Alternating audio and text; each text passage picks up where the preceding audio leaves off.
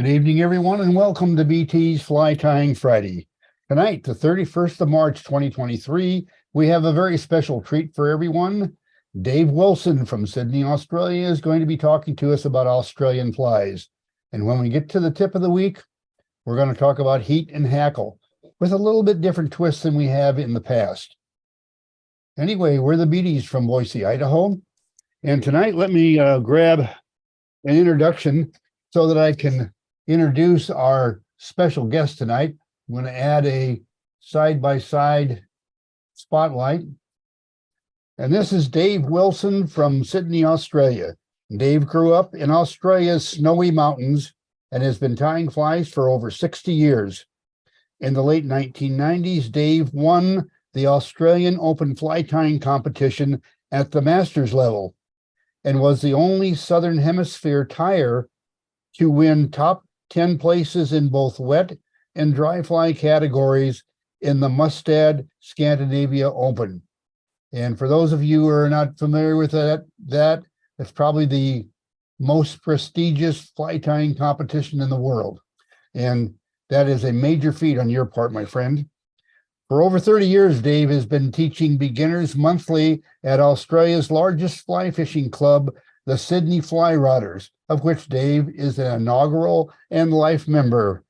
Tonight, which is April Fool's where he lives in Sydney, Dave will share his approach to teaching beginners via a PowerPoint presentation, and then we'll tie a spider, mud-eye, and a possum emerger. Thanks, Al. And I can see the writings reversed on that screen. That's interesting. So my face must be reversed as well, which is a vast improvement, I think. Well, actually, everything is straightened around. Your shirt is straight, and fly tying skills in the background is straight. So that tells me that at least it's being straightened out in Zoom for you. That's great. Okay, thanks for that. Thanks for that. Okay, well, I thought I'd just start with a couple of items of interest. And I'm going to spend probably half an hour on a presentation, and then I'll tie a couple of the flies as we mentioned. Now, a couple of items of interest, perhaps to people who don't live here, is that compared to the USA and the UK, there's little interest in tying salmon flies here in Australia, as we don't have any salmon sea runs. That's hard to say. So if a person rolls up with a salmon fly, we say, gee, that's nice. And the person says, yes, I'm going to put it on the wall because I'm unable to use it here in Australia. Brown trout were introduced from the UK, and therefore our tying was very British for many, many years, along with the materials. And I remember when the muddler arrived and we all said, wow, what is that material that's on the head? We'll have to use that. And of course, we moved to improving our grasshopper patterns here considerably as a result of that. Rainbow trout were introduced from North America. So all of the trout here were introduced, and it's just a matter of interest as well. All of the trout in New Zealand, in fact, were introduced from Australia. Now here, we don't really have, our seasons really, they roll into each other. They're not as drastic as the US and the UK. And so we don't have like snow in winter all of the time. We don't really have a fall. All the gum trees here, they remain green all year. And indeed, in the summer months, occasionally our streams will dry out completely on the mainland in some areas. So our hatches are fairly sparse, and we don't have the calendar of hatches that I've seen that do occur in America. Now, most importantly, we don't have any bears to kill you. No bears to kill you, just snakes. We've got 140 species of snakes. 100 of them are poisonous. But in reality, I have to say that none of us really have ever been bitten by a snake, but all of us have been injured by falling down a wombat hole, and that can be an issue for us. Now, we know that a number of tyers are interested in tying production flies commercially. Others like to tie exact imitations, and for me, it really has been having to teach others So the interest for me in, as well as the tying of the flies, of course, is teaching others. And for 30 years, in fact, I've been teaching classes, well, with clubs, and you're able to see there a tie-in that we had last year. But due to my background in technical training, I turned to breaking up the task of fly tying into its fundamental skills and looking at more efficient ways to teach it. I'm going to present a method here and a structure to teach fly tying skills and to outline why haphazard random tying is bad for beginners. And then I'm going to tie a spider mud-eye and a possum emerger. I'd like to deal with the teaching aspects, and then we'll move on to the tying aspects. So skills: boat handling, navigation, brains, surgery, bomb disposal, cooking a lasagna, laying bricks, fly casting, fly tying, teaching, driving a motor vehicle. All of these are skills, and they're separate skills. So it's important to think about separateness. And we all know that if you want to become an accredited casting instructor, you've got to be able to cast as well as teach. And I know that I've had a couple of colleagues who are great teachers, but they failed the casting. So you've got to be skilled at both, at the casting and the teaching. And it's great to see that the fly tying group of Fly Fishers International is working on certification for fly tying instructors. And I think that that's a great move. So what is a skill? Now, skills, a lot of people confuse them. They think that they're the same as knowledge and attitudes. I'm going to point out here that fly tying skills are different to fly tying methods. And I'm going to point out also that core skills are separate to pattern-specific skills. So what are the differences between knowledge, attitudes, and skills? So anybody that's been associated with training others in some way has been bombarded with the phrase knowledge, attitudes, and skills. So knowledge is what you know. And in fly tying, it's what we know about materials, their behaviour, and the techniques and the know-how. But I've got a great big S here for skills, because skills is what you do. And as we know, fly tying is a doing thing where we're applying materials and methods and techniques and know-how. Now, the attitude area of the knowledge, attitudes, and skills, that's all to do with your motivations. And I've got a very small A there because I think you either like it or you don't. So really, it's all to do with the skills and the knowledge. Now, with the next slide, I'm going to go a little bit theoretical here, but I think it's important to see that in 1956, there was a chap called Benjamin Bloom, educational psychologist from the University of Chicago, and he looked further at knowledge, attitude, and skills, and he said that the knowledge component is the cognitive domain. In our world, we say it's thinking with your head. The feeling domain, he calls it the affective domain, feeling with your gut, we call it, and the skills domain, the psychomotor domain, doing with your hands. The key point here of the slide is that all our beginners start at the bottom here. We start with just remembering the names of things before we move up to a PhD and create things. And down here, it really is a case of monkey sees and monkey does, until it becomes muscle memory here at the top. So I'm now going to move to the skills component, and we're going to apply it to learning how to drive a car and learning how to whip finish. So on the left here is learning how to drive a car and learning how to whip finish on the right. So we start at the bottom, and we have to work out where's the accelerator, where's the brake. And we're watching a person using a whip finishing tool for the first time. It all looks very confusing and muddling. So we practice a little, and we reach the level of manipulation. So we're able to use the brake in the accelerator, and we're able to clumsily apply a whip finish. We practice more. And then we're able to use the brake and accelerator with speed and accuracy. And we're able to quickly and accurately apply. We practice some more, and we can actually articulate now. We can actually apply the brake and the accelerator in any motor vehicle. And we're able to quickly and accurately apply a whip finish that anywhere, anytime, any place on any fly.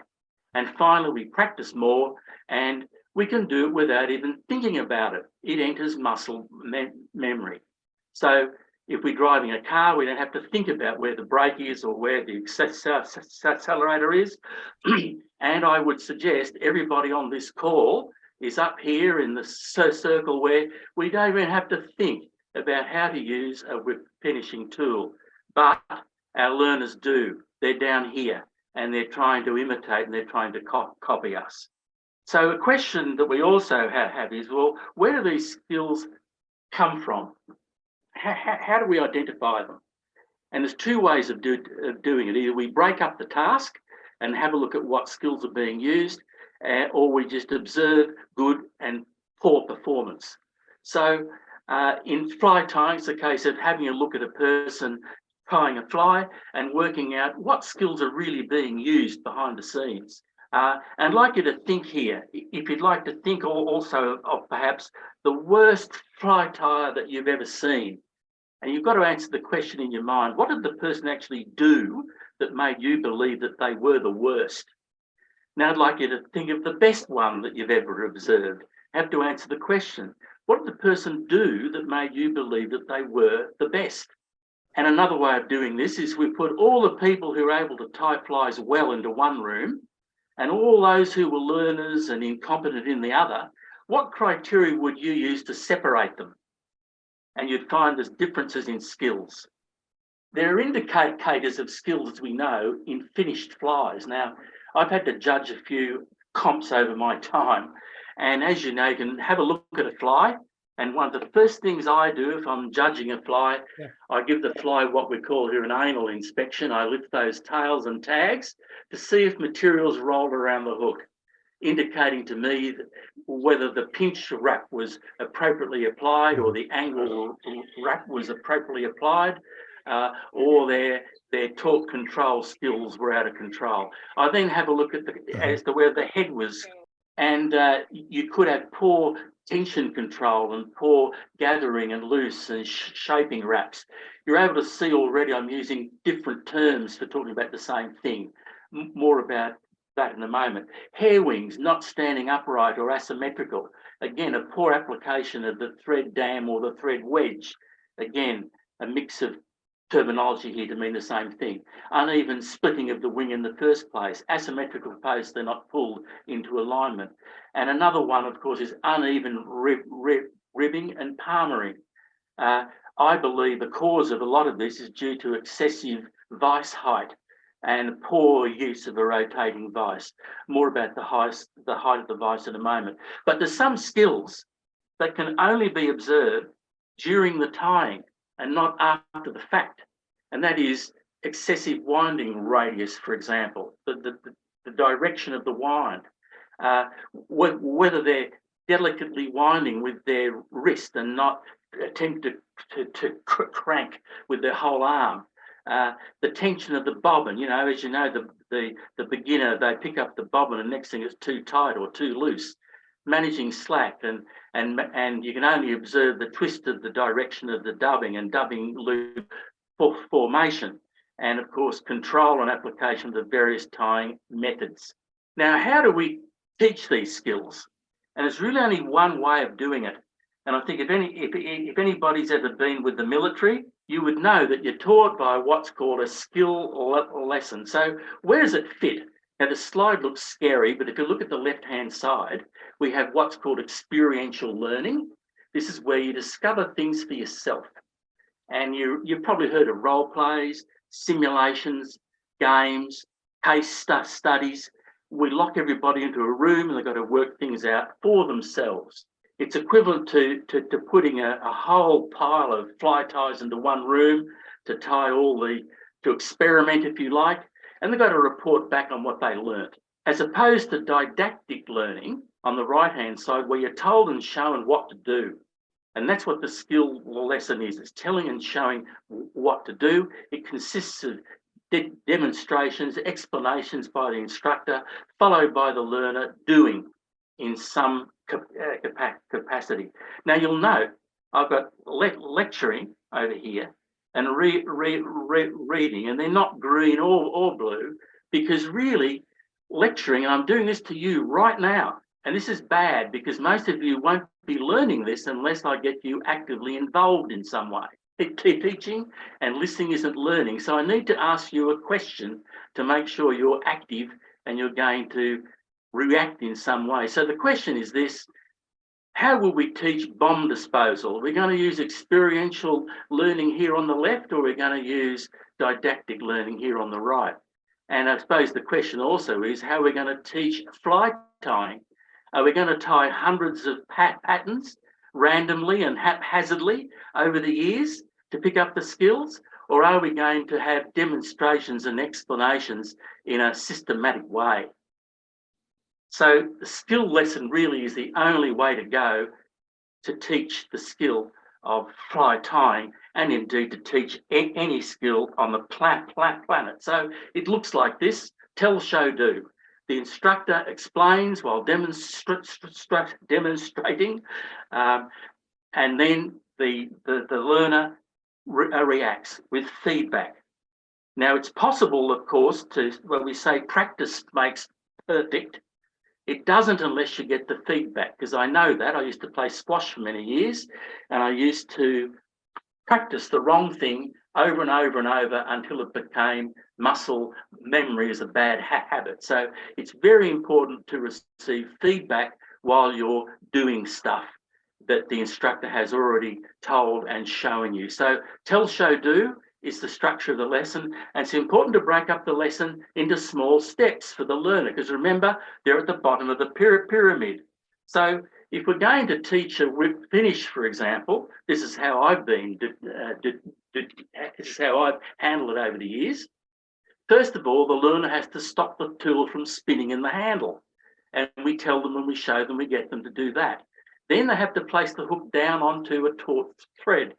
And I drive my learners crazy by saying hook down, hook down, hook down, hook down, until it sticks. So it's got to be repetitive. You have to break them into small skills and make them repetitive.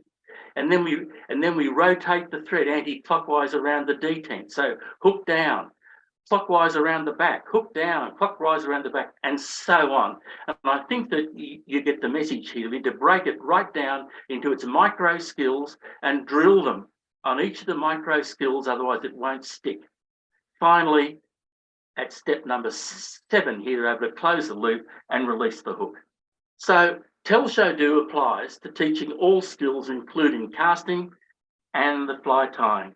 Now, I'm watching my time here. I don't want to go over, so I'm going to skip the next couple of slides in a little bit of a hurry here.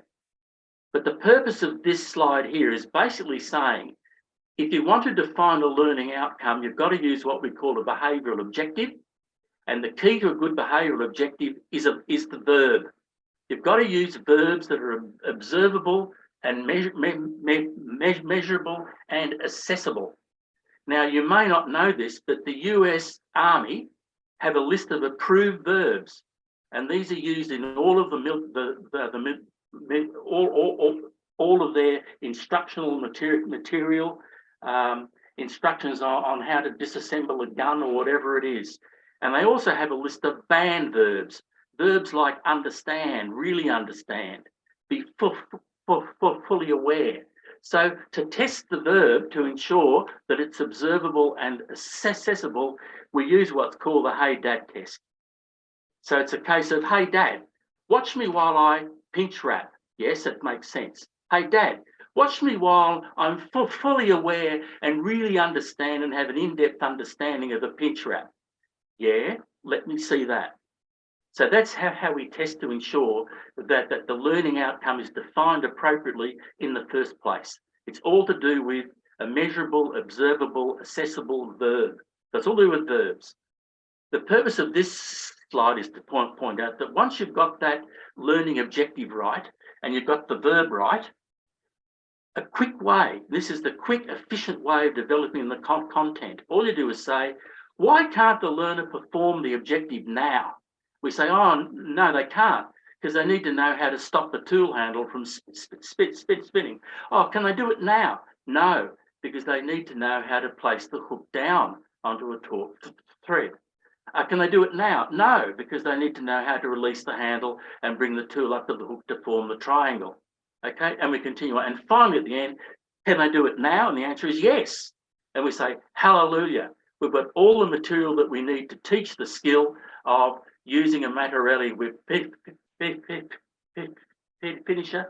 They are the conditions. The trainer will be able to apply a whip finish. There's the performance of at least 3 wraps concealing the tag, and there's the standard if you want a standard. But it really is to do with the blue piece. You've got to get that verb right. And this way of developing the content eliminates this, the must knows, the should knows, and the could knows, where you start saying, oh yeah, I'll add this and I'll add that. And next thing you end up with a presentation like mine here that's going to go a bit longer than we want it to. So I'm going to speed up.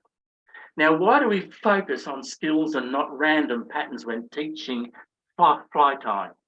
Well, I believe we have an issue here. I believe we drown our learners with random pattern tying.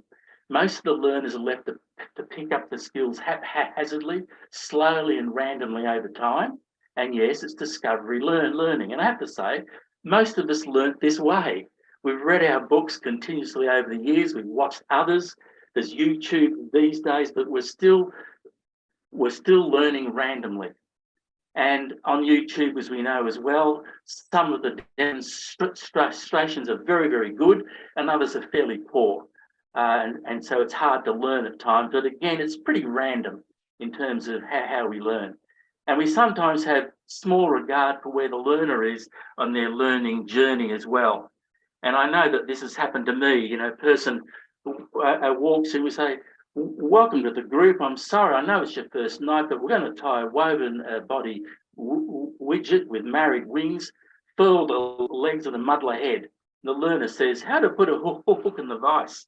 There's thousands of patterns and variants to randomly tie, and I believe that that's a distraction, and that produces slow, random, haphazard skills learning versus there's only comparatively a handful of core skills to learn, and that leads to learning that's quite fast. Another issue that we have, I think, that slows the learning, I think the casting community have it down pat here, is that our nomenclature is not as well defined. We use too many words to describe the same thing. So, for example, the FFI master casting instructor says, Dave, I want to see a roll cast or a D-loop. I want to have a look at your translation and your rotation. We know what that means. The nomenclature is clear. Fly tying also has some nomenclature that's clear. We know what a whip finish is. We know a half hitch. We know a thread trap. We know a thumb trap. We know what posting is, palmering is. We know what a dubbing ball is, a parachute hackle, and so on. But then we move into the fuzzy area.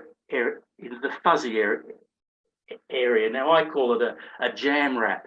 Is it a jam wrap or a jam hitch or a jam knot? I don't believe it's a hitch or a knot. I believe it's a jam wrap. Is it an angle wrap or a ramp wrap? Again, I refer to it as an ankle wrap. In cutting, the angle of the cut, is it a ramp cut or a flat cut? Then we've got the pinch wrap or a loop wrap, a binding wrap or a tight wrap, a gathering wrap or a loose wrap or a shaping wrap. I usually say, now I want to see some nice loop gathering wraps to ensure we don't flare that hair. And then we either have a thread wedge or a thread dam is terminology as well. But it'd be great if we fly ties are able to get our act together on the words we use to describe our art. Now, core skills. Why are they different from other skills, and why do we have to focus on core skills when we're teaching others? And what makes a skill core? Now, a core skill is common to hundreds of mainstream patterns. As if a skill is specific to a particular pattern, it's not core. Okay, so it has to apply across hundreds of mainstream patterns. It must repeat over and over and over. So what I'm going to do now, I'm going to run across a core skills list. And this is gifted to all of us from a few hundred learners over the decades. And I have to say, validated over and over and over and over and over again, every time a new learner arrives on Groundhog Day. Now, I have to say here, for everybody on this call, all of you are going to say, gee, Dave, isn't this just stating the obvious? Because all of us are experienced. But I can tell you, for a learner, it's not all that obvious at all. So here's a skills list that the learners have gifted us. And so we sit the learner down and they need to set themselves up. Now, immediately, all of us, as we sit down, we immediately instinctively adjust the height of the vice to get that right. And you'll find learners, the vice of the height's wrong. Now, I believe that pedestal vices and the lengths of the shafts that the manufacturers provide are too long. So we've got learners with arms outstretched horizontally, and they're only able to see the side of the fly. And that, I believe, leads to very poor ribbing techniques. So it's ideal if we get that line of sight to 30 to 40 degrees looking down onto the fly, and to get the lighting right. A bit of lighting on the side of the tire really helps. So then we move to thread handling skills, and finally the learner, they're able to position the hook into the jaws appropriately and adjust the vice so the hook won't slip, and we're all ready to go. And then we apply a jam wrap. And immediately there's issues about, are we winding in the appropriate direction? What about winding radius? Got to keep that to a minimum. We have to prevent slack, because slack is a danger to fly tying as much as it is to casting. And we have to have a nice loose wrist and not a tight arm. And then we move down to adjusting the tension of the thread. And as you know, a learner, they pick up that bobbin and immediately it's either too tight or too loose. We all know the feeling of it being too tight or too loose, and we adjust it appropriately and get the learner to get the feel right. And of course, how to remove twists. And then we move to the classics of core skills that apply to every fly under the sun. We're able to apply a half hitch by hand or tool. We're able to apply whip finish by hand or tool. Mounting skills, we're able to mount by either trapping with the thread or by using the thread torque or pinch wraps or angle wraps. And these are the wraps, of course, designed to ensure that material is placed on top of the hook. Point number 6, and this was gifted to us by the salt water flies when long synthetic materials appeared on the scene. And this is where we loop and slide materials down the thread. And this is where we can position anything onto the hook, including rubber legs onto bass bugs and all of those things. And then point number 7, mounting materials using gathering wraps to control shape and flare, otherwise known as loose wraps or shaping wraps. I refer to them as gathering wraps because I think that's the overall intention of these loose wraps, to gather into shape. And then there's this issue of mounting feathers, in particular materials, on the sides of flies. So quite a number of New Zealand flies, for example, where you have to mount the feathers on the side of the hook. Also the saltwater flies as well. And you have to be able to pull that material under loose gathering wraps in order to position the material appropriately, otherwise it flips all over the place, as you know. And we have to be able to apply evenly spaced ribbing and palmering. And again, I believe the height of the vice is too high, the ribbing and the palmering won't look all that good. It'll be reasonably uneven. Then we move to trimming skills. And this is all of us instinctively, as you know, we're able to push material out of the way with the back of the scissors to ensure we don't cut things through. But it's important that a learner knows the angle of the cut is important, and most of the cuts, as we know, is a flat cut. Dubbing skills, they have to be able to apply direct and touch dubbing, able to apply a dubbing loop. We moved into hackling skills, able to mount a conventional hackle and to mount a parachute hackle. And winging skills, mount and post a synthetic wing, and also to post and mount a split natural hair wing. Now, I've left the winging skills in here as core skills because we know that they actually consist of a number of micro skills in building those, and even though there are quite a number of flies that do not require wings, but they do require a parachute hackle like a wing bud or what have you, because there are quite a number of flies that still use wings, we've left them in there as core skills. Soft hair skills applying by stacking, packing, spinning, and trimming. And we have saltwater eye mounting skills, where we have to learn how to mount a dumbbell eye and stick-on eyes in particular, which can be an issue. As you know, there are micro skills there, the figure eight wraps, crisscross wraps, H wraps, and under wraps, and proportion skills, where we have to ensure that we don't crowd the head, and we have to control material creep, of course, too, and applying proportions of the naturals in shape and size. So, folks, I contend that these 20 core skills and tasks will tie the vast majority of patterns known to man, at least all the mainstream ones. Now, a question you probably have here now is, well, where do the methods fit?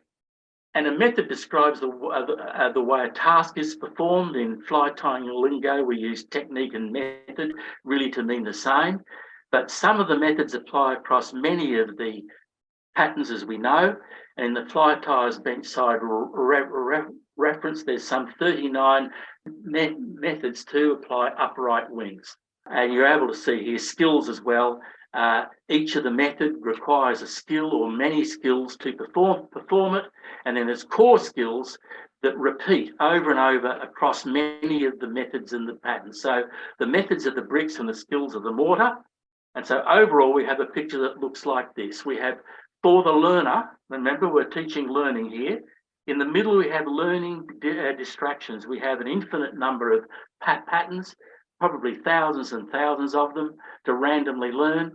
We have a tsunami of materials, 400 methods, and about 5 tools. And of course, as I've said earlier, which end would you like to learn from? Randomly at this end, or focus in and learn quickly by learning the core skills?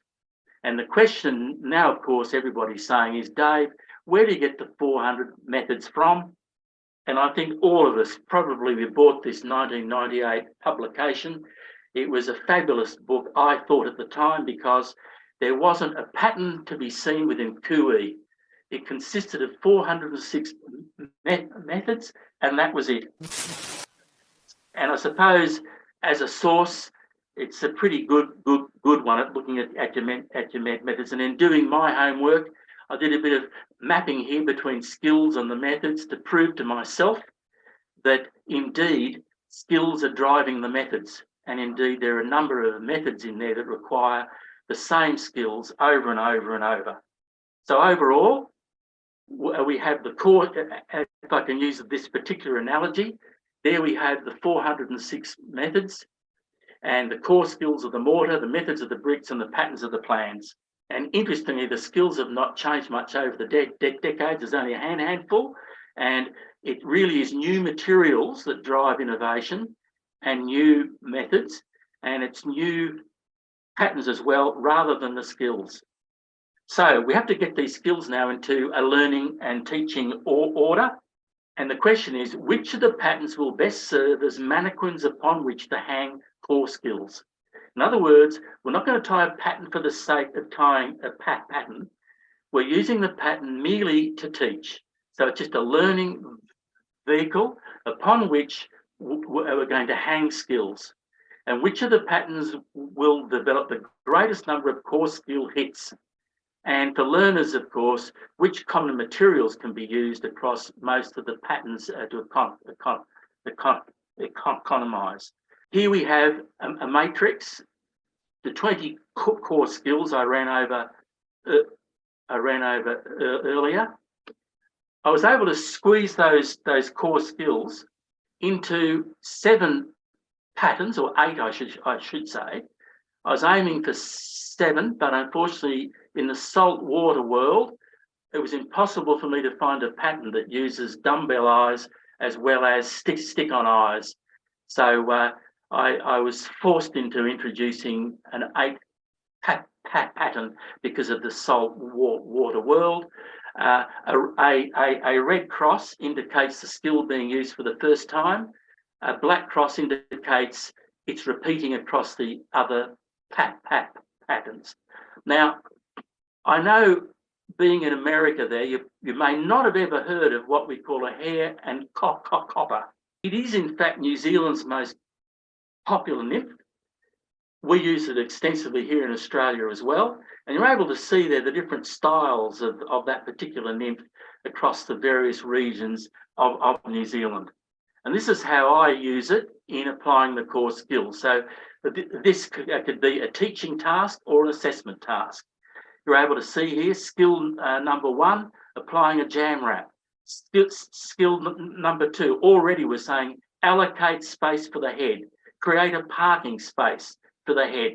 We've got to leave space there. Skill number 5, applying a pinch wrap to the tail, and trim and use a ramp cut. Yes, we know the shape of the cut is not important underneath here, but it's important to introduce the shape of the cut at this stage to learners. Apply direct dubbing to the body, apply an even rib, and secure the head with half hitches. Note, we're not going to confuse everybody with the whip finish at this stage. We only introduce half hitches. Then we move on to the next pattern. And we're able to see here, we just introduced 2 new core skills as we're repeating the skills that we've already had. You're able to see here, it's exactly the same on the tail, exactly the same with direct the dubbing and ribbing here on the body, but we're introducing now a dubbing loop for the thorax, and we're teaching a whip finish for the first time. And then we introduce hackling for the first time, and I'm using a red tag. And you see here, it's just 1 core skill only, but we all know if you want to teach a person how to hackle, we have to say, what do they need to know in order to do this? Can they do it now? We say, no, we've got to talk about the colours of hackles. Can they do it now? No, we've got to talk about the types of hackle, sizing of hackles, convex, the dull and the shiny sides, the attachment points, and so on. I won't be running here across every fly, but there is a course I've been using, and it really works. I've used it for a number of groups now and individuals over the last couple of years and months, and it works well. So in conclusion, I'm going to say I'm going to random haphazard pattern tying is a learning distraction, even a curse that slows learning, and a structured approach to learning is most important. So now I'm going to tie a couple of random patterns, and the first I'm going to tie is what we call a spider mud eye. Now, I don't know why we call dragonfly nymphs here in Australia mud eyes. We have the spider and we have the cooter, as we call them, and these are a few of the mud eyes that were hatching at a lake called Oberon Dam. It's the closest trout water really to Sydney over the Blue Mountains. And I don't know why it's called Oberon, but we'll call this a midsummer night's hatching. You can see my early attempts here. I believe in getting the shape and the size right. And finally, I was getting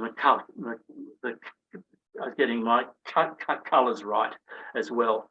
Fairy foam is a great material to use because it does absorb the water, and it hangs this particular pattern nicely under the meniscus. So here is the materials list. We've got an extended body here of furry foam. we have an olive deer hair clump. It's the same clump that extends around the eyes over the head. A little bit of dubbing here just to cover up the threads. We're using 3mm plastic bead chain eyes because we don't want this to sink all that well. And really any standard size 8 hook will do the job. And in case you don't know, furry foam is actually a blanket. And if you buy yourself an Actil Velux blanket, you'll have more than enough furry foam to tie your flies with. So there we have it, folks. There's a presentation on teaching others. So I'm now going to move to tying our first fly.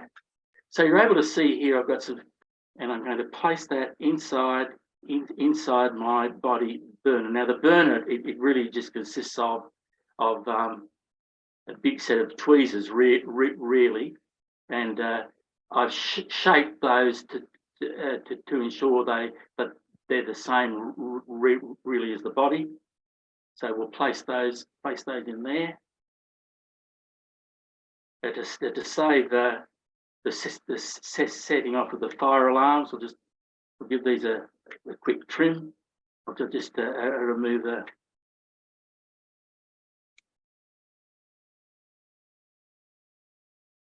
remove the excess here. There we go. Now, if this was a feather, I just have to hold the burner directly underneath it and it would all work. But in this case, I'm actually burning around the sides of it, really, just to seal the sides. And as I open it up here, you can see there's our body that's already formed. Okay, so we'll move now to tying our thread. Here comes our jam wrap, everybody. Angle wrap it to about the halfway point. And I need to tie these eyes on with a reasonable gap behind the eye, because as you know, we're going to wrap these materials around.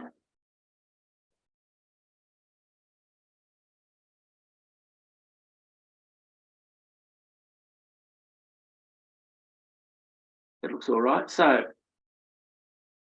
I'm now doing some figure 8 wraps or criss-cross wraps.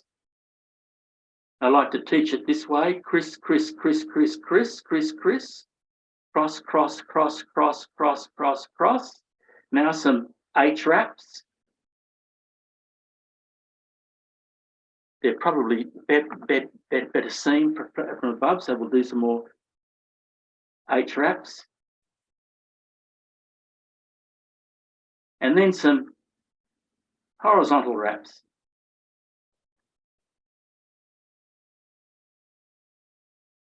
And there our eyes are to go, and I move to the tie-in point for the body. And we'll use the body I just burnt. So we'll just place the body on top here. I'm judging the length of the body. That looks about right to me. I'm now going to pinch wrap.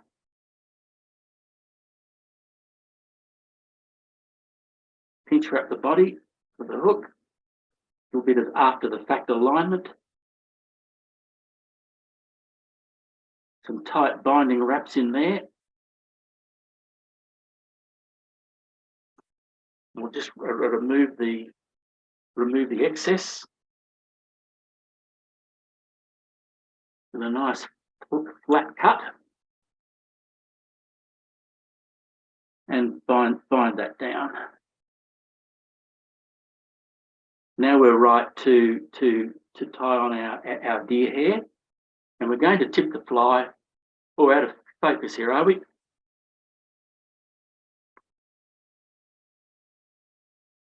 Better. Looks good, David. Thank you for that. So we now have our deer hair clump. Now I'm judging the size of the clump here is pretty important for this particular fly because it has to fit between the eyes. I don't want to crowd my eyes.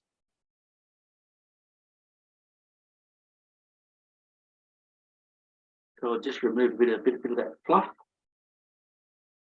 from our background as well. So we tip our fly upside down.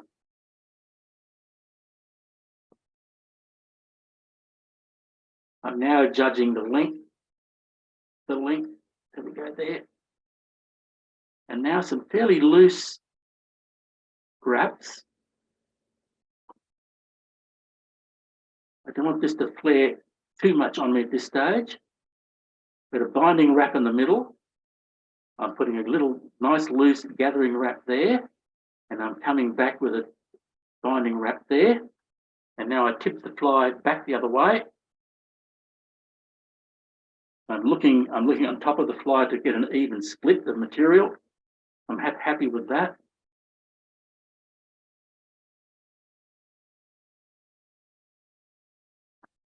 I'm still holding on to those wraps there, and we're going to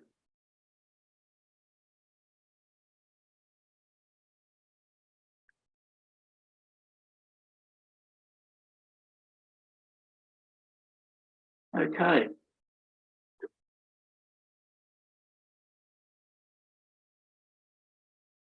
So now I'm going to apply our dubbing. And the purpose of the dubbing here really is just to prove it's me doing the tying here, not a robot. I'll turn myself on in the top right-hand corner there.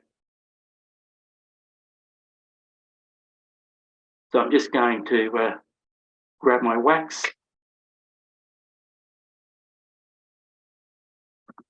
Wax the thread.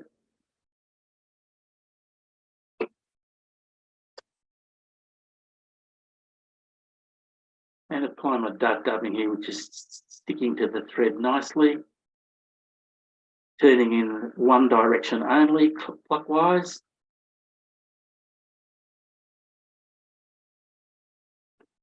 And now we're ready to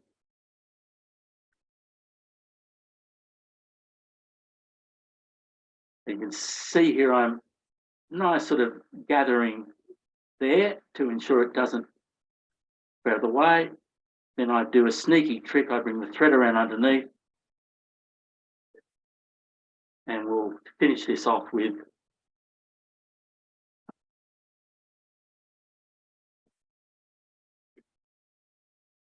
a whip finish using the half-inch tool.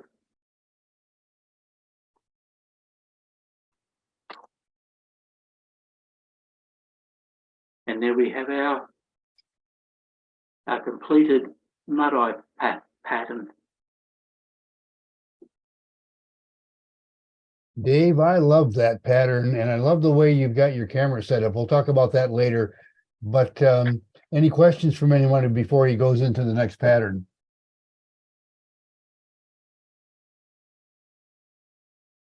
Okay, Dave, well, I guess you go to the next pattern. Okay. And Al, I have to say, an idea I stole from you, the use of the clips to ensure you don't drop anything is a great idea.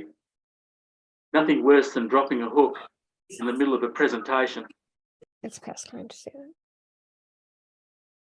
I think it's a great idea.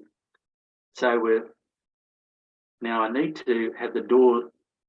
This is a fine wire hook because where we want it to float in the surface film again. As I say to my learners, it must be middle C. You can hear that, and that sounds right to me now. So I'm using a dark thread, I'm using a black thread.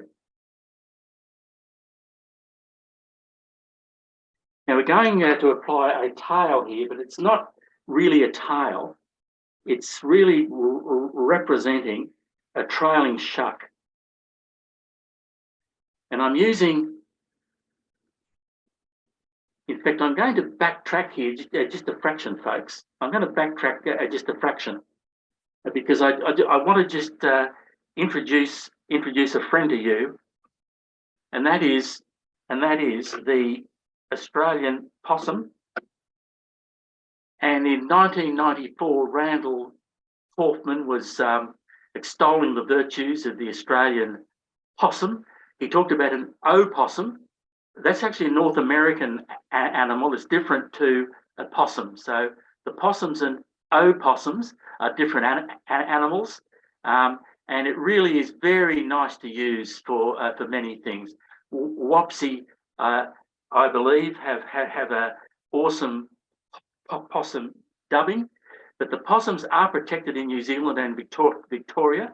We're only allowed to shoot them in Tasmania. Now the possums, the Australian possum, made its way to Tasmania, to New Zealand, where it has wreaked havoc for the New Zealanders. And in their geographic magazine, as you can see, they said it's New Zealand's most ferocious and intractable pest, ruining our forests and our good name in farming. And I can tell you, they have a whole industry of possum and possum skins in New Zealand. And we in Australia here do use the material a fair bit. I like to tie paradums using a possum. Emerges with the possum as well, even a so-called hare's ear nymph, but it's not hare's ear, it's possum. And we do use it also for looped wings. And the fly I'm about to tie, of course, now is what we call the possum emerger, and it's actually a looped wing version. This is a possum that was living on our back veranda for a while, but it's what's called a brush tail possum. And I just dropped my brush tail possum tail on the floor, and there it is, all the way from New Zealand. And it's sold as a souvenir. They're saying it's fantastic for the pets, anti-static, and it's a souvenir for people as well. But it's great for fly tying as well. So I'm back to now. Oh, and I forgot to include also, folks, the possum emerger material list. Now, essentially, it's all possum, as you can see. I'm using a size 12 Camazan hook. It's just that it's light wire. And that's the only reason why I'm using it. You can use really any standard light or wire hook, and really the body, the thorax, and the head is possum, and the tail and the loop wing is possum as well. So I'm just removing a little bit of the fluff again out of the tail. I'm going to have a tying point there. Should be switching between the cameras too much here. And there's I'm applying a pinch wrap.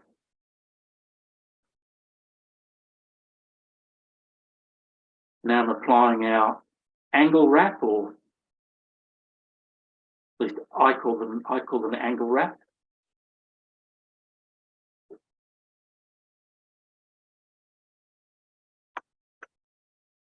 And we can remove the excess at the front. Now I'm going to tie a dubbing loop. So now I'm just ensuring that my material is nice and sparse.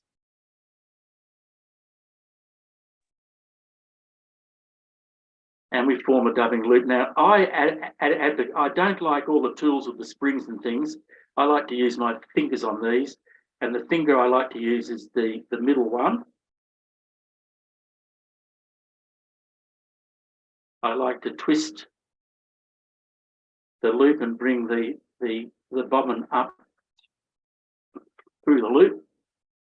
As you're able to see here, I'm able to open and close that loop at will.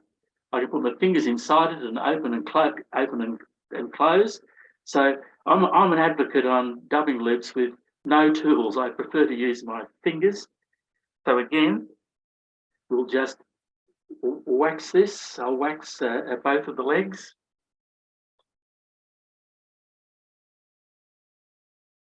Apply our dubbing.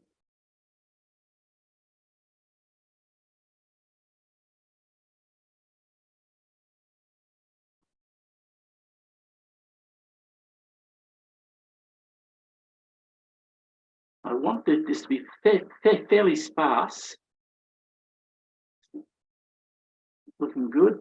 And you notice I've direct dubbed onto one leg. Now, I'm going to attach my spinner.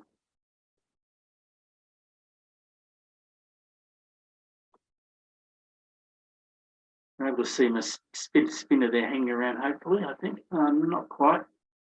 So we'll spin the loop reasonably tight.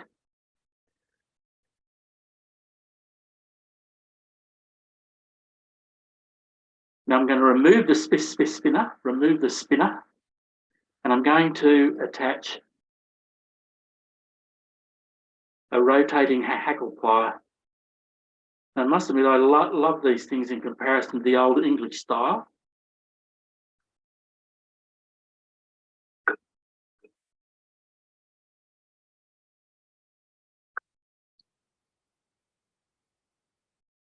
We'll just switch cameras there so we can see what's happening. So my body is fairly tight. Try to get a little bit of a segmented doubling up there, segmented appearance here. And I'm going to come up to just behind the halfway point. So I'm happy with that. Now I'm going to drop my dubbing out of the way there. Now I'm going to attach our loop wing. So I'm back to selecting our material. And again, I'm judging the size of the clump, and that looks about right to me. So we'll cut that clump off there.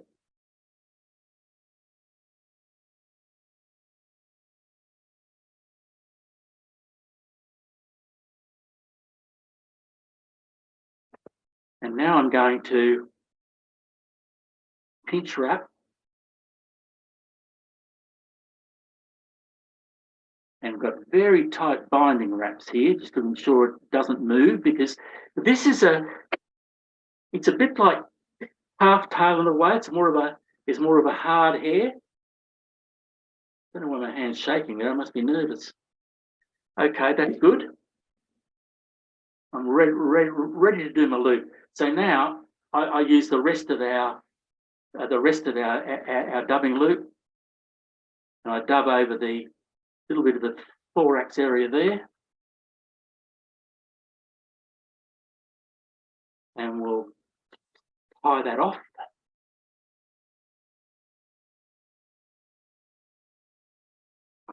And we'll trim the remainder of the dubbing without cutting the thread. That's good. Now I'm going to form the loop wing. Some people use satay sticks and biro refills and things, but I like to judge it this way and say, yes, that's quite nice. That looks all right. So I'll hold it there. And again, I'm going to pinch wrap down, pinching quite tightly. And that's not bad. Now I can actually reduce the size a little bit by edging backwards onto that. That looks good. That looks good.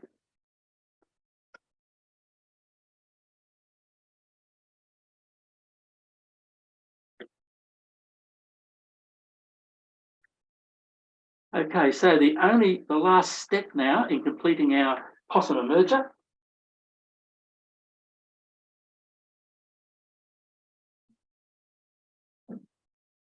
is again, we direct dub here.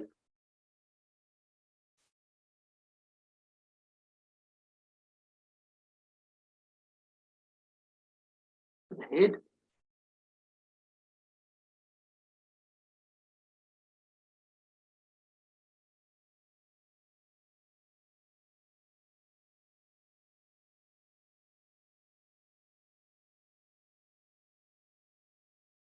And we'll complete this with a whip bit. Now remember, taut thread, hook down, hook down, hook down, anti-clockwise around the back. There's the triangle that we're going to rotate around the hook. And to do this the correct way, we start there, and then we move towards the head, off the back of the detent, and we are done.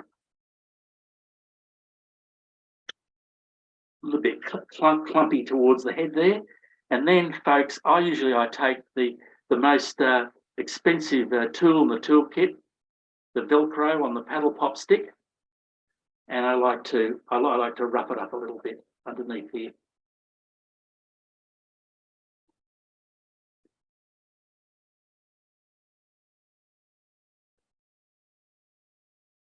And there we have it, folks. There's our possible merger. I think that is just the wildest thing I've ever seen. I'll bet you it catches fish like crazy.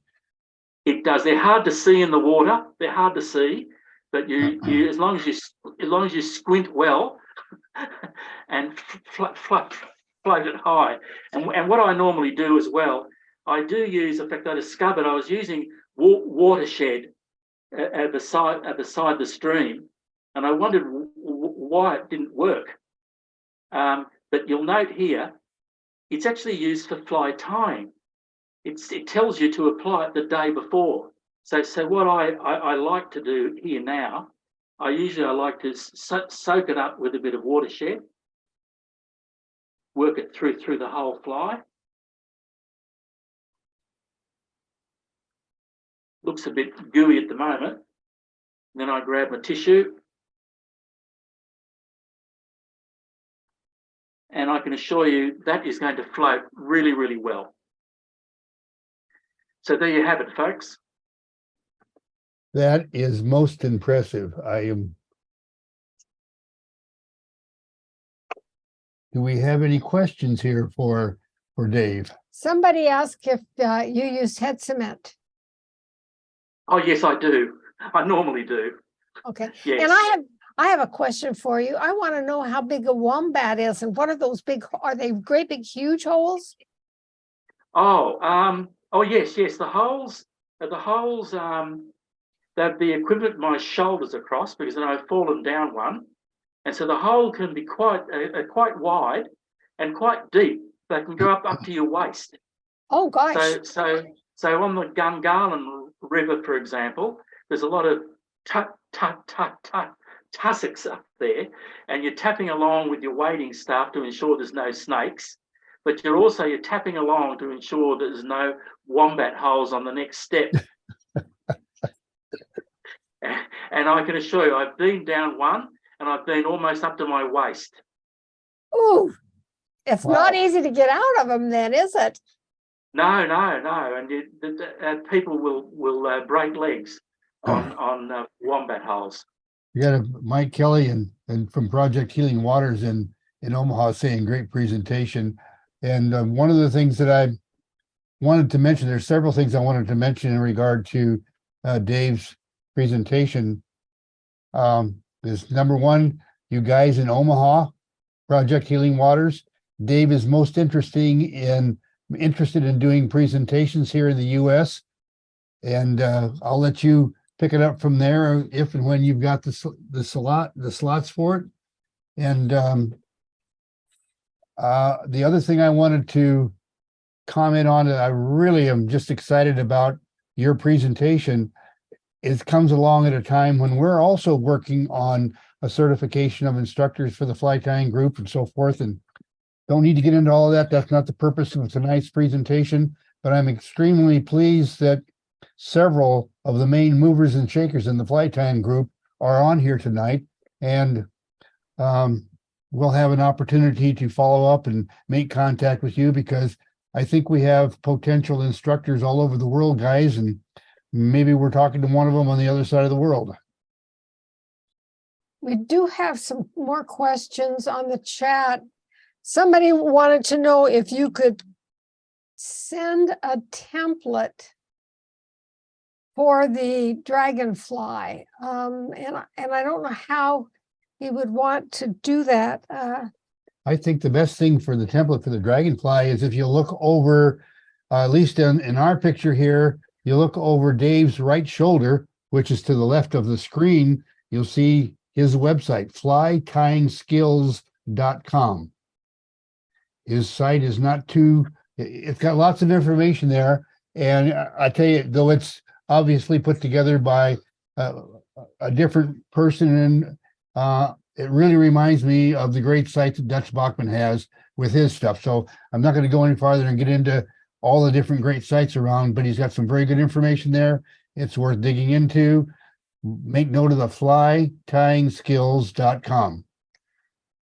And We also- I'm sorry, is Dutch on the call at the moment? Oh, yes, he is. Yes, Dutch, I've been to your site as well, having a look and asking myself now, which is a core skill, which is a method, and yeah, your site I think is fantastic. It's a great site. Well, thank you, Dave. I've really enjoyed your presentation this evening. Thank you. Many folks on this call involved in teaching fly tying, and it's very, very helpful to learn the teaching methods other people have developed over such a significant period of time. It really validates a person's thinking about what is the right way to approach teaching. Yes. I really appreciate you sharing all that tonight.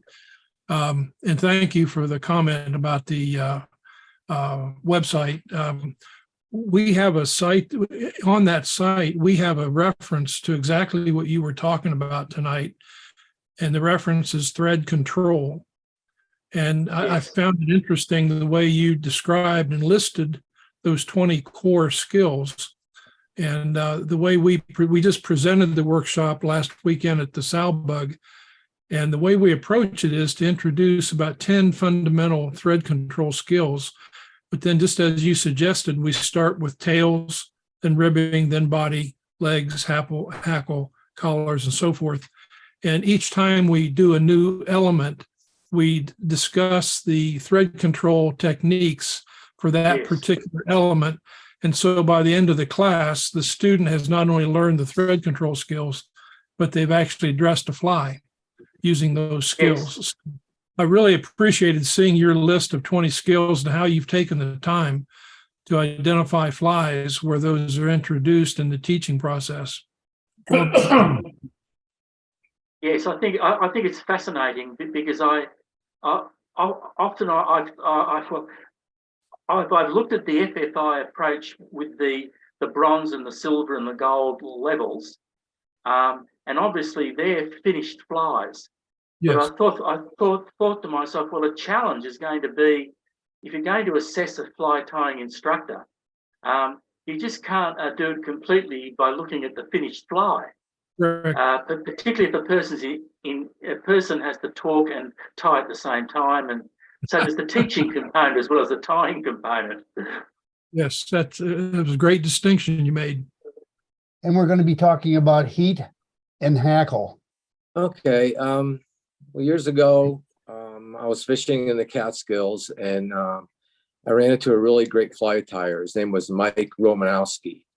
And we were talking about comparadun flies, and he showed me a trick where you can take hackle and actually just heat the hackle up with a bodkin with a lighter, and you could shape the hackles and make a really neat comparadun. And I totally forgot about it for years, but when COVID came in and materials dried up, a lot of people were having trouble getting deer hair and stuff. The method came back to mind, and I started doing it again. And I just wanted to pass it on. And Mike was a really great fly tyer, and just want to pass on his tips. So Louis, you take the bodkin and you heat it and you run it over the tied on hair. Is that what you do? Yeah, you just wrap the hackle all the way around, and you just put the bodkin into, the lighter, into the blue part, flame. It heats a little quicker, and you have all the hackle separated. Everything on the left side, everything on the right side, and you just push it up to 180-degree angle, and you just touch the bodkin to the underside, and I don't know what happens, but it makes the hackle stay put. So Okay. it's flat out from the side. So you said the blue, you don't put your thing into the blue part, or you do? You do the blue part, he said. I do, yeah. Into the blue. Okay, so I'm heating it up here. See if Careful, you don't burn your fly. I burnt my fly. Now that's a really good move, Al. Well, we're going to make a comparative upside down then. All of you laugh, but hey, this is live television. Wait from your. Okay, just so you guys know, I'll put it back here. You can kind of see that I'm working on it, heating it up, but I don't want to get it too hot. We already know what happens when it gets too hot.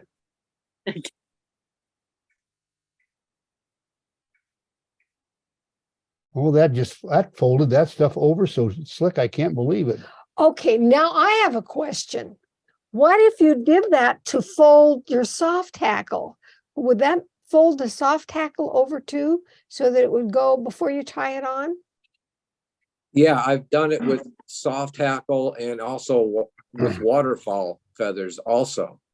All right, that's cool. Anyway, I got some playing to do tomorrow. there you got something I'm looking at. I've folded those over, and I played a little bit with it this afternoon.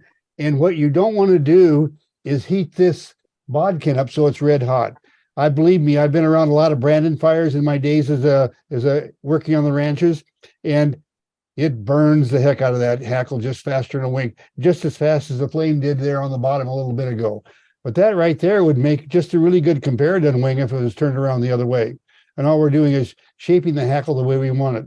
Well, anyway, Lewis's idea sparked something in Gretchen. And we were teaching a class the last week for FFI. It's the bronze award classes. Okay, there we are, full screen on the soft hackle. We are going to use heat in another way to actually fix the hackle that's on the fly. Now, here's one that I wrapped, and I purposely tried to make it just as bad looking as I could. I'm taking a brush and just fuzzing it up. That's not a particularly good looking soft hackle. I think anybody can agree. I think you'll also remember back in the day, a few months ago, I think it was the first part of this season, or maybe it was the end of last season. I can't remember. Anyway, we used hair dryers to shape some squirrel tails and other things. And in fact, before I go any further, I forgot to report back, but Jim Ferguson, there it is. There, that perfectly shaped feather still is. I'm going to come over here just so you can see that it's nice and straight. If I could quit shaking, look how nicely that thing is shaped right there. And that feather was a mess. And that feather was bent at an angle like that. I mean, so we straightened it out with this hot air. And that's what we're going to do now, is we are going to take a really bad looking soft hackle fly and see if we can make it look better by putting some hot air on it and using a comb to kind of comb the fibers in place. A little experiment on the run, if you will.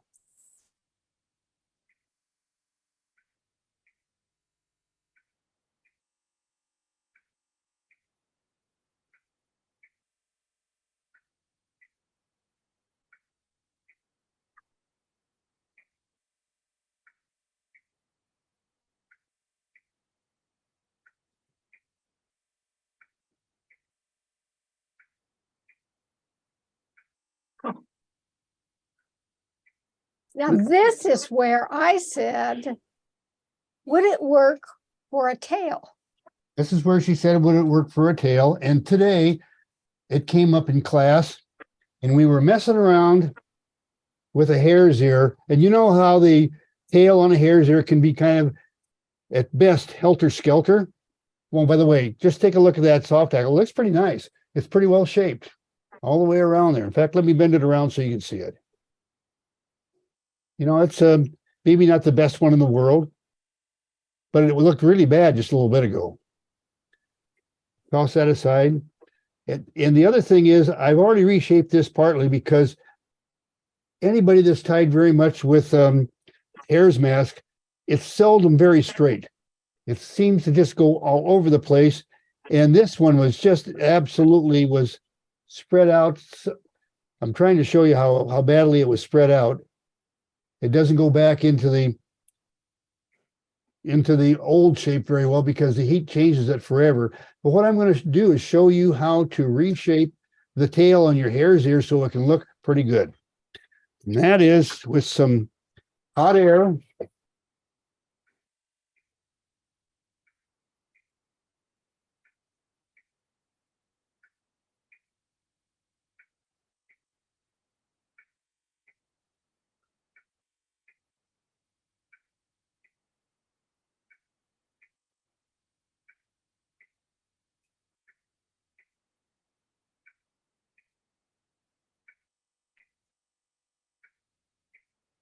And now we have a reshaped tail on our hare's ear that even an evaluator on the bronze would look at and say, you know, that looks pretty good. And that's what the whole purpose of the class was, is getting flies prepared for the bronze evaluation. Isn't that cheating, Al? I'll never tell if you never tell. That's technique. Paul wants to know if we can get Dave to talk about his camera setup. Sure. Yeah, let's get Dave on here. And in fact, let's do it on the next one. We're going to do a sharing because Oh, yeah. in the sharing section, we're going to feature David again, and he has a most unique way of, shall we say, Tying commercially. tying commercially or tying in steps, I guess you'd call it. And so in the sharing section, we're going to feature Dave Wilson from Sydney, Australia. Now, during COVID, we were locked up here a lot on the northern beaches. I do a little bit of woodworking, and I thought, gee, I've always had a couple of lazy Susan bearings lying around. I've never had I've thought about a rotating tying table, so I made one, and you're able to see here it's this rotates in order to keep everything aligned. This rotates as well to spin the vices around. I'm able to fit 10 vices to this. And it was just, as I say, it was just a folly. It was just a novelty. But it turned out to be very, very good, in fact, because I can actually wheel this around. It folds up, it has wheels. So I'm able to wheel it around the streets to clubs and things like that. And yes, if you want to perfect your tying, as you know, you tie 10 tails, 10 bodies, and so forth, and that really develops your tying skills. Now, the setup I'm using here tonight, your time, is this. Now, to fit it in, I had to tilt the photo around a bit. But you can see my tables here, my rotating, and I've got it locked. The thing is not to rotate here, to be really, really annoying. The camera that's on me is here. That's my main. I got a DSLR with a lens on it there. The camera that's on the fly is there. It's a Makosi. And my PowerPoint, and of course the hub of being able to switch around inputs is the ATEM Mini Pro. I use a separate computer for the PowerPoint, And this computer here is the one that we've got on the web with you guys on screen at the moment. And to monitor what's going to line, I've got a small monitor in front of me. I must admit, I would much prefer to have the lens of the camera poking out of the middle of the monitor so that it looks like I'm looking at the people in front. So you always, if you're looking to the TV screen here as I am now, my head is to the side, as you can see. So I'll give you a little bit more detail on those.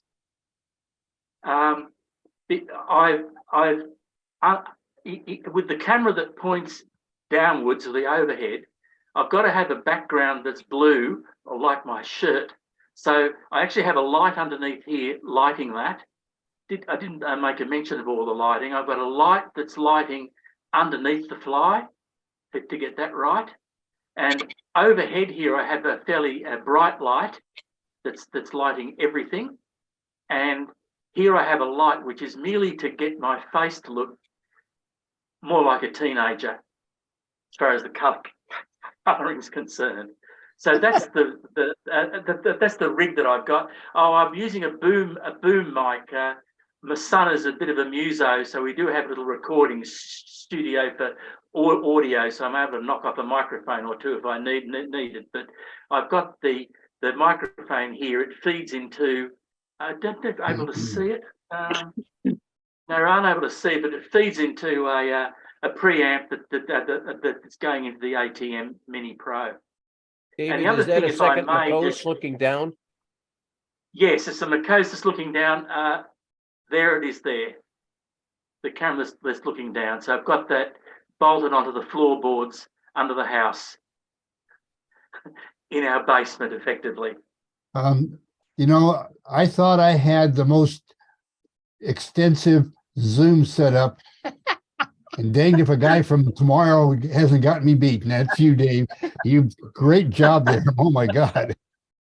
Yeah, and I have to say too, I with the lighting at the front, it's a bit hard to see here, but there's also a light there. I see Lighting it. the Yeah, I front see of that. you get light the front of the fly as well. But if I'm doing photography, I have another rig I clamp onto the vise to light it from the camera side. Now, if I may, I'd just like to share another thing with you as well. This is if you're teaching groups, there's a problem in handing around materials. And this is a tray I've used for years, so I can put dubbing into each of the containers. I can put either hooks or beads into there. I can attach a hackle, because if you pass a cape around to 13 individuals in the group, they don't know what the size of the hackle is they're supposed to choose, and it ruins the cape and all of those things. There's clips across the back here as well to clip other things on if you need to. So I pass this around in order to save other people racing around the room having to hand out materials. Also, as you know, in the saltwater world, high vis and epi fibers in particular, they come in a hank, or a hank, I suppose, a hank. And if you pass around that, it'll just go to pieces. It'll end up all around the room. So I find using a puller, you're able to pull them into small tubes and to keep them under control. And it's also the same with biots. I find to pass the biots around, if you wrap your biots around a satay stick, it's easy to get to the biot and to pass the biots around. So in teaching groups, I find that these have really helped me keep things under control over the years. And the other thing I'd like to share as well is, and Paul would be very aware of this, I do actually have a fly tying room. It seats 6. There's 6 guys I met over 46 years ago now. I met at a fly tying class, and we meet every month as a group. We rotate around each other's homes, and we tie flies and talk all sorts of stuff. And as you can see, over 50 years of fly tying, it builds up. So it's a bit of a nightmare in there, I have to say. But that's for fly tying. Jim Ferguson, you need to take note there. There's somebody really running after the room that you've got. The only thing I think maybe Ferguson, you got him beat a little bit. Well, So it really is over the top as you collect materials and a person, you know, runs over a kangaroo and what have you, and so that's how it looks. So there's my share, folks. Dave, I am just stunned. I am stunned. Over the years as well, and I do use jumbo tools. So if I want to show if I want to show a person how to whip finish, for example, I've been using shark hooks and brickies lines and great big bobbins. I do have some jumbo whip finishes, for example, that are very handy for the group. You're not serious about this, are you, David? Also, I able to demonstrate with jumbo tools is very handy. So I've gone jumbo as well. Well, there you have it, folks, for tonight. That's it. We sure enjoy you joining us. That's a wrap until next time. Thanks for joining us.